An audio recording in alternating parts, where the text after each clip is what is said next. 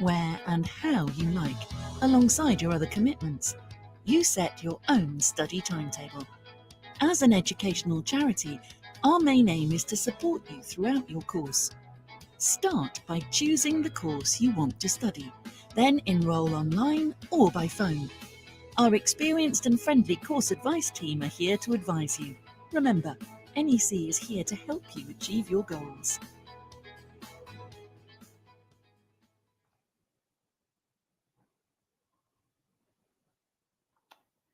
Welcome everybody. Hi, on this Tuesday afternoon. My name is Esther Chesterman and I am the CEO of the National Extension College, and I'm really pleased to welcome you all today to this webinar. So that little video was an introduction to who we are. NEC is an online distance learning provider. I'll talk a little bit more about us in a second. In this session, we do a number of these throughout the year. This one is to launch our Writing for Wellbeing course. So in the session, you'll learn a little bit about the value of wellbeing, and it's not just going to be me talking. We've got a couple of videos from people who know a bit more about this, and talk about how creative writing can support you with your personal wellbeing. You'll have an opportunity to look around the course, and if you want to, at the end, we've got some time for questions or advice you might want to ask on creative writing, writing for wellbeing, or any of the other National Extension College courses. So who are we? Hopefully some of you know who we are, and welcome to those who are new to us. So we're a pioneer of online distance learning, and we're a not-for-profit organisation, which means we're a charity. And we're an education charity looking to widen participation and access to learning. So by delivering education such as GCSEs, A-levels, professional courses online and at a distance, means that those who can't or struggle to attend an education setting can actually access the education, enabling them to progress or to develop skills or to use the course to get back into learning. So this webinar is actually being delivered on Valentine's Day, which in the UK is a day where traditionally we've thought about our loved ones, people we care about, and show them on that day that we care, hopefully show them all year round. But we thought we'd place it on Valentine's Day because this year, nationally, there's been a lot around self-care, self-awareness, thinking about yourself, and making sure you're looking after yourself first. Because if you're feeling in a good place yourself, then you're more able to look out for and support those around you. So we're really talking about prioritising ourselves and self-care. So lifelong learning, part of what we do is to support those who are looking to either get back into education or find a route into education, whether that's through a accredited course, such as a GCSE or an A-level, or something that's a little bit more of interest to the person, such as creative writing or learning a new language, something that's just to fit into their day and their life. It can be a useful way of looking for a change of direction. So it may be that you're coming back to education looking for a change of career, or it could be you're looking to resit and retake some qualifications that you did when you were younger, or to explore something new. We have a wide range of courses which would be of interest to a wide number of people. So we've got some case studies here. Hopefully you might be able to see yourself in some of these. So we've got somebody retiring but wanting to look at history of art, retiring to Italy, lovely place to visit. But if you're living there, obviously a real heart of art there. Then we have Edda, who had tried to learn French when she was younger, had really felt criticised around language learning and therefore lacked confidence, but then came back to education with NEC and decided to build on her confidence on language learning. And then we have a lady who's looking at leadership qualifications, wanting to progress in her career, but wanting to study at the same time as earning. It was important for her to maintain her role, so could study with NEC at a time suitable to her. We've got somebody looking later in life to move to a career and needed a degree, so studied part-time with NEC to gain an A-level in biology. Amy hadn't gained any GCSEs when she was younger, was a carer, but wanting to then progress and saw a route through her career with a caring career with some GCSEs. And then we've got another A-level history of art there.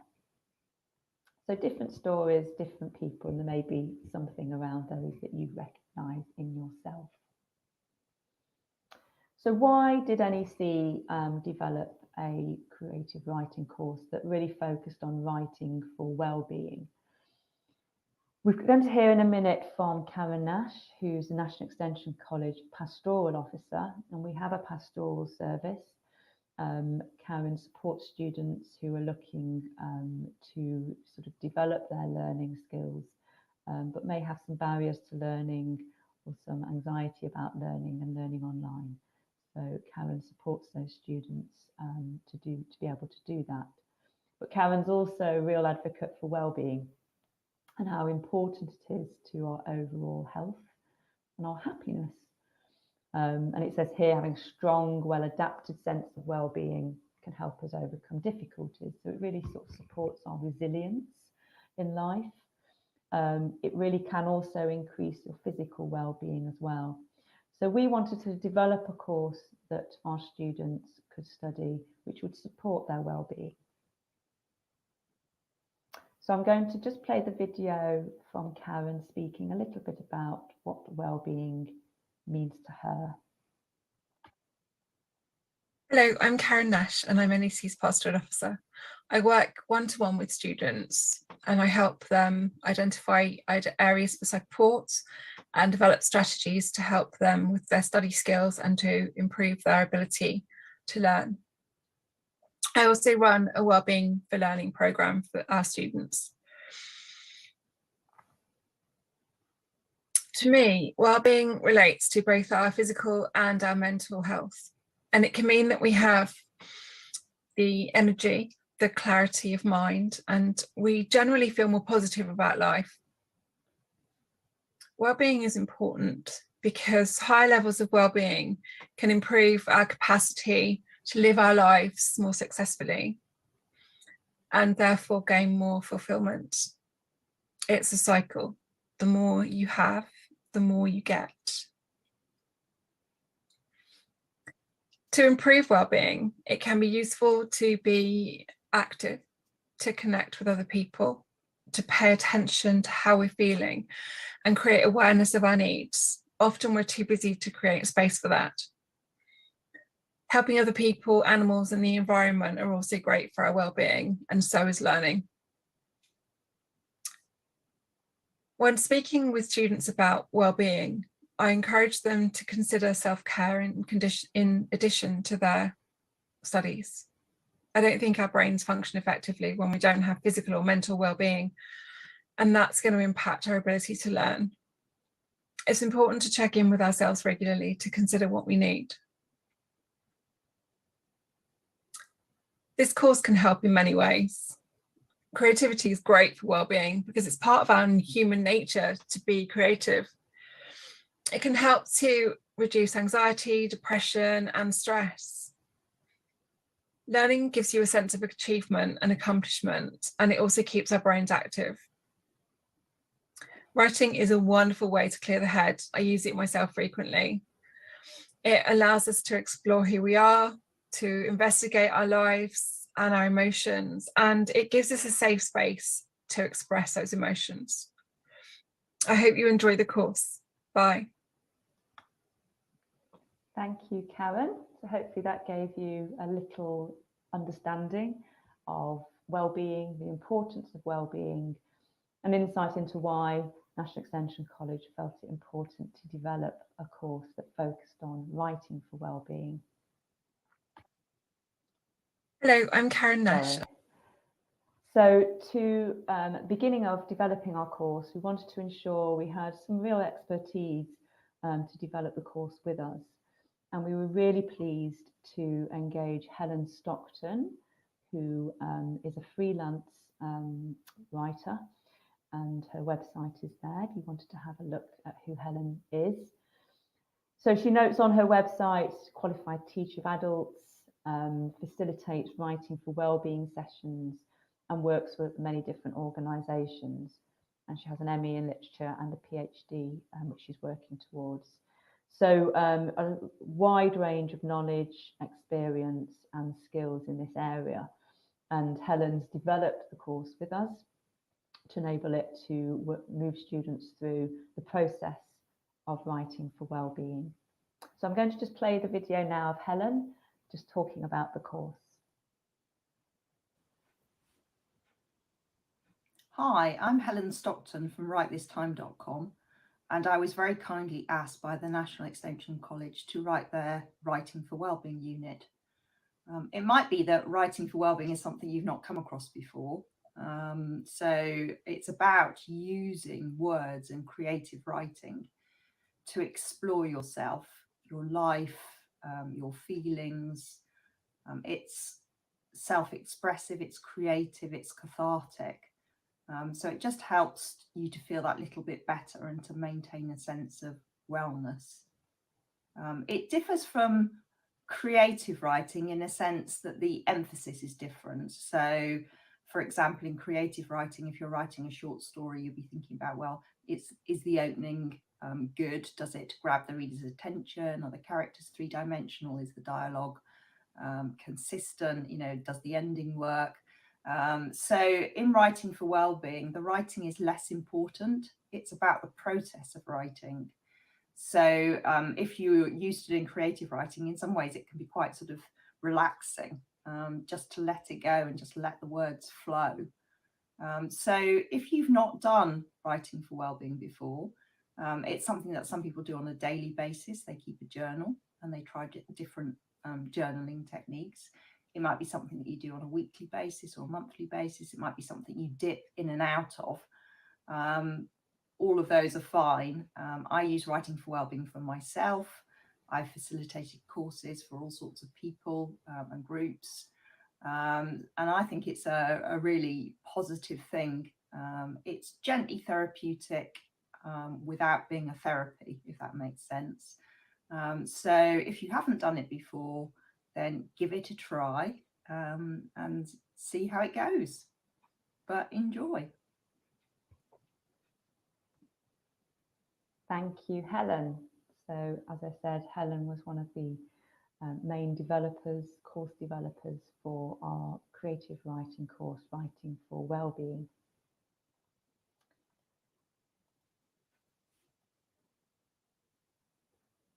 So I'm going to another video. I'm just going to show you a very quick video. This is on our YouTube channel. So if you go to YouTube and put in National Extension College, you'll be able to find all our course walkthroughs. They're 60 seconds of course walkthrough. After that, I'm going to take you live into the course and we'll try a few of the exercises together. So hopefully you'll be willing to do that. You can write your answers or your thoughts in the chat.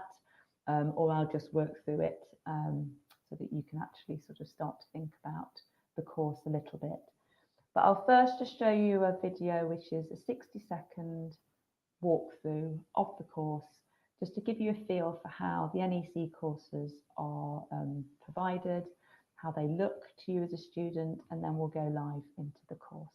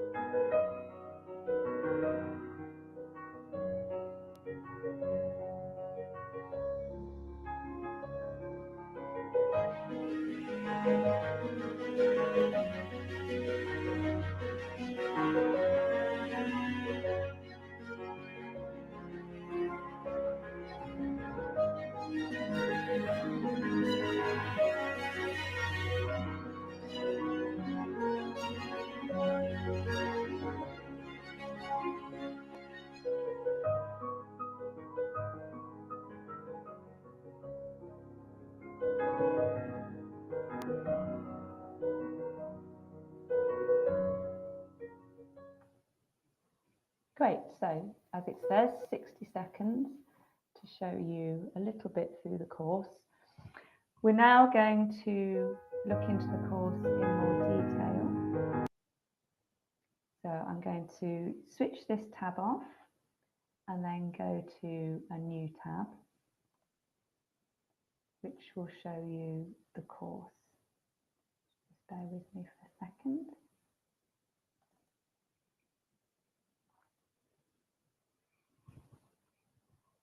Hopefully you can see that. So this is one of the topics from one of the sections of the creative writing course, Writing for Wellbeing.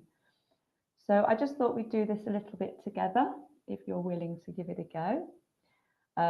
So these are self-study, self-paced courses. So if you enrolled online with us, you would have access to the course. You'd have a getting started section. You'd have the forum, as it noted in the 60-second walkthrough, and lots of other aspects that you can engage with. But this is writing from words, a section that is looking at how we use words to start off our writing and our thinking. So it says here, words are one of the ways in which we can communicate with each other. They can be powerful tools. Sometimes in writing for wellbeing, we can start from a word and use it to explore our feelings about what that word represents to us. And here you can see in the middle, different colours, different starter words. Very relevant one there for Valentine's Day. We have love, compassion, forgiveness, happiness, reconciliation, fear, hate, memories, and so on. So then we have an activity, and all the sections are similar. They have a sort of a beginning section and then move through to some activities. We advise people to have a notebook. When we say notebook, that can be something physical that you write in, or it can be online, something that you use online. So it's asking you to choose 3 or more words from the image above, and then it's repeated the words here so that you don't have to scroll up if you want to just keep it here. Why do you choose those words and what they mean to you? So I'll just bring the bubble up again and just give you a few seconds to have a think about that. If you want to type any of the words that resonate with you in the chat, that would be great. It's nice to be able to hear and speak to some of you if you're in the session live.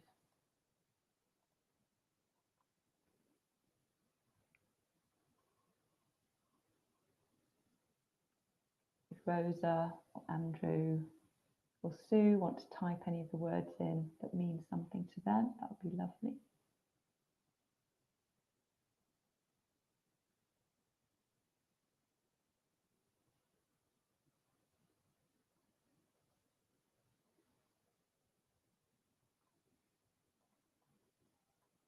Okay, so if we looked at some of the words I probably would choose today, love, because it's Valentine's Day. Compassion, what does compassion mean? It links to love a little bit. Compassion means to me about caring and kindness, and that makes me think about my family. So that's one of the activities. It says write down 2 more words, one that you particularly like, one that you don't like, and then why you like or dislike them. And then there's some feedback. Was there anything I particularly noticed when taking part in this activity? So that's about being present in your own learning, having a thought about how what you're reading and what you're engaging with is impacting on you. It could be you feel excited by something, it could be you feel a little stressed or nervous. And it's just being present and acknowledging what those emotions are. Was there anything that surprised me? So I was surprised I chose that word. Why would I choose that word? Is it something to do with how I'm feeling today? And so on. Anything I'd like to carry forward from this activity? So is there something I'd like to come back to, think about? You can write some reflective notes. Hi, Sue. So you've written anger can be a very something word. Is it something about the word? Emotive. Thank you, Sue. Yes, very much. Perhaps if you've chosen anger, these reflection questions might help you think about that. So think about, why did I choose anger? How's that sitting with me at the moment as a word? Is it something that I've thought about? So, and in the course, we always give examples. So we'll do an exercise, some feedback, and then some examples. So thank you, Sue, for sharing yours. This one's based on the word sacrifice. I chose the word because I think it's complicated. It's a natural part of life. We make choices. We sacrifice one path or decision for the sake of another. We struggle with how much we have to sacrifice. My sacrifices should be my choice. I'm the one who has to carry them with me. So your reflection doesn't have to be that in depth, but thinking about one word and then thinking about what that word means to you.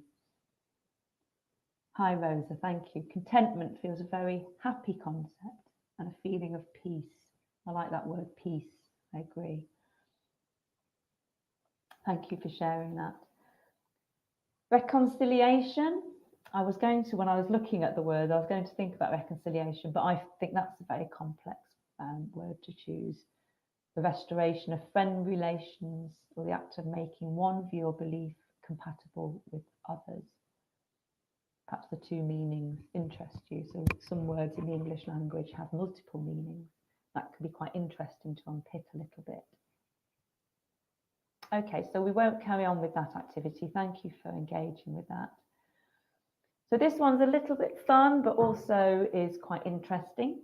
Language is not a fixed thing. I think every year, doesn't the Oxford Dictionary sort of announces which words are new in the dictionary. It's continually evolving. The words in common usage change over time. And if we read something that's written a long time ago, such as a Shakespeare play, I sometimes find if I read books that were written in the 20s or 30s, some of the language is very different to the language we use now. So for fun, can you guess which of these recent examples of words are in and which are out of the dictionary? So I haven't done this, so I'm going to pick on Holly. If you wanted to type whether you think that's in the dictionary or out of the dictionary. And I will drag it into the right place. There's no right or, well, there is a right or wrong answer. There's no prizes, just a bit of fun. Would you say Holly was in or out? Just write in or out. Should I just put it somewhere, start it off? So I'm going to place some of them in or out. I think bilingual will be in. I think bacon will be in.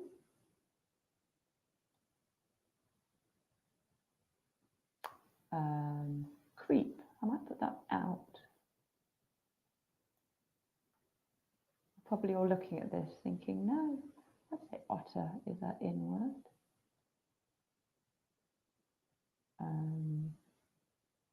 Voicemail is an interesting one. We still have voicemails, don't we? So I'll put voicemail in. In, thank you, Irene. Was that for voicemail? I'll leave voicemail in. Devil, we still talk about the devil, don't we? So I'm going to put that in, I think. Gerbils, I had gerbils when I was younger, but I don't think they're that much around anymore. I'm going to submit that. Here we go. Ooh, quite surprising, actually. So did we get them right? Creep was in. Okay, and these ones all make sense. This is interesting that there's some dictionaries that don't have these words anymore. You could think of perhaps culturally why some dictionaries might not have these words in, or societally, whether things have changed in society or just the use of that language. So I was partly correct. So choose one of the in, one of the out words. What do they mean to you? And how do you feel about them being in or out?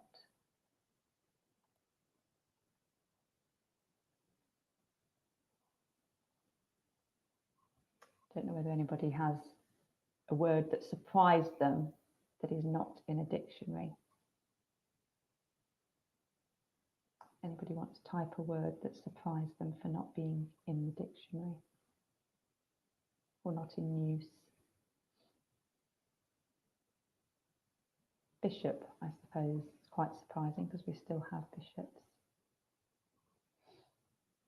And with each activity, we always have an extension. So you may feel you've sort of got something you need out of that. Devil, thank you, Sue. So you're surprised it's out, yes. So I think that the key here is some dictionaries. So I think what I'd also be interested in, well, which dictionaries don't have the word devil? That'd be quite interesting, wouldn't it, to find out. And it just shows the fluidity of language, I suppose, doesn't it? And how it's very contextualised to cultures. Thank you, Sue. And then again, we have a reflection at the end of this activity. Is there anything I particularly noticed in taking part? Is there anything that surprised me? Or anything I'd like to carry forward? Okay, I'm going to pause there. So I've just shown you one of the activities that we have in our Writing for Wellbeing course. Just going to go back to our slides. Thank you for engaging with that. I really appreciate you noting some things down. So that gave you a little walkthrough and hopefully a little bit of an understanding of how the course works from a self-study perspective, the types of activities that you'll be engaging with, and the element of creative writing, in particular writing for wellbeing, as Helen said, it's about the process, not the end result. So we do have assignments that students can complete for this course and upload to gain tutor feedback. Hi Irene. The animals, I guess people still eat bacon in the UK, yes. I think they do. I think there's some dictionaries the word bacon doesn't exist in. So as I say, that's the sort of thing, if I was working through the course, I'd want to go and find that out a little bit. It would intrigue me. And obviously that's what learning is. It's about pulling a thread, isn't it? And then finding out a little bit more, sort of igniting a little bit of interest in you. So I'm pleased that did that with you, Irene. Thank you. So assignments. So you can complete assignments for this course and upload them to gain tutor feedback. But that isn't compulsory because, as we've said and as Helen said, the course is about the process of writing, not the product. However, some students really would value some feedback from some of the writing that they've done, particularly as the course moves forward into reflective writing and the process of writing. So you can upload your assignments and your work to gain some feedback. And you can also discuss your work or discuss the concepts that you're engaging with in our forum with the tutor. So there's a forum you can have direct with the tutor, just between you and the tutor. And there's also a forum where the tutor can pose some thoughts and some comments to all those who are studying the course as a group. So you'll join a community of people looking to explore writing for wellbeing. So I'm just going to summarise a little bit around the benefits that we perceive writing for wellbeing brings. It's a creative way to explore your emotions and experience, and you don't have to be a writer or see yourself as a writer. This course is for anybody. There's no entry requirements or any previous experience you need at all. So it provides you with flexible writing activities and tools. So if you are considering writing and considering moving into creative writing, it's a really good starting point because it helps you understand words, understand the use of words, understand how the impact words have and writing has on people. It's a skill around mental health, and you can use it to practice mindfulness. And Karen talked a little bit about the value of that for not only your mental health, but your physical health. And as we said, meeting Helen, you can see it's written by an expert. So you feel confident and assured that the course is moving you through the topics in a well thought through way. It's interactive with different media, you can see that, and there's also video, audio content that really brings the learning to life. So it's not, and you can download elements of it as a PDF. Some people like to print things out and sit and look at them. And you can also do the interactive activities as well. So there's a real mixture and flexibility around how you can engage with the course. NEC distance learning experts, and we understand that distance learning for some people is a real choice, positive choice, because it gives them the time, the space, the place to carry out their learning in a way that feels safe for them. And because you have no mandatory assignments, that also creates a bit of safety for you as well. So if you just do this for yourself and you want to keep that to yourself, you don't have to share with a tutor, but you do have a personal tutor there. It's a short course. It sits within our suite of creative writing courses.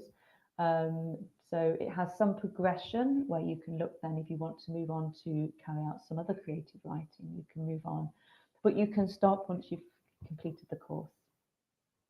Lots of examples of other people's writing for wellbeing, which is really nice.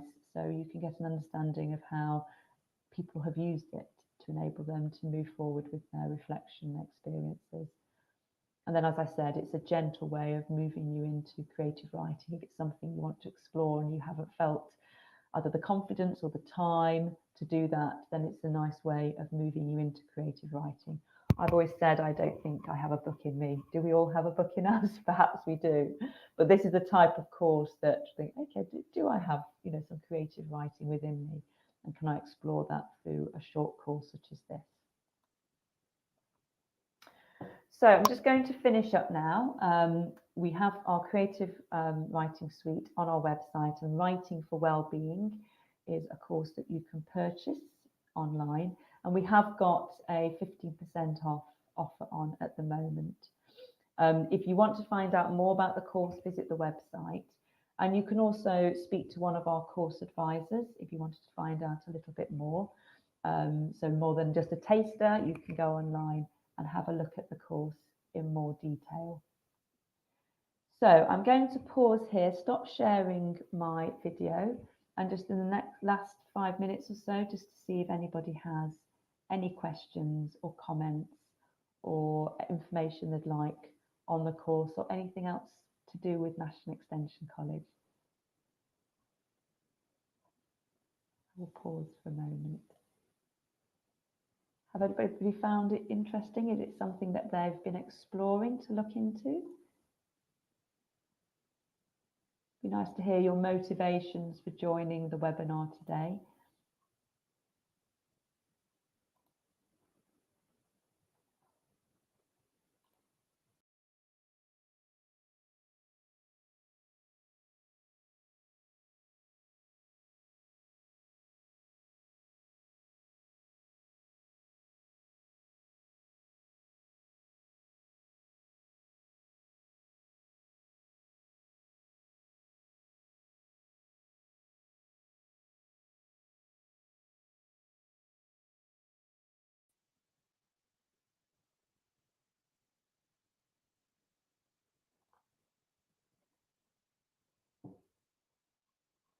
Do you need to have any previous experience of writing to study this course? Thank you for that. So there's a glitch there in my internet. No, you don't, Alice. It's a really good question. There's no previous experience at all. And it's a really good course to start thinking about creative writing. And it also will support you with any learning. So if you're looking to study A-levels or GCSEs or any of our professional courses, there's always a written aspect to those courses. So this can be a way of starting to think about writing if you haven't written for a long time as well. Thank you for your question. Thank you, Chelsea. Good to know what the course is about. I'm glad it's helped you understand the course. So please do come back to us if there's any more information that you would like.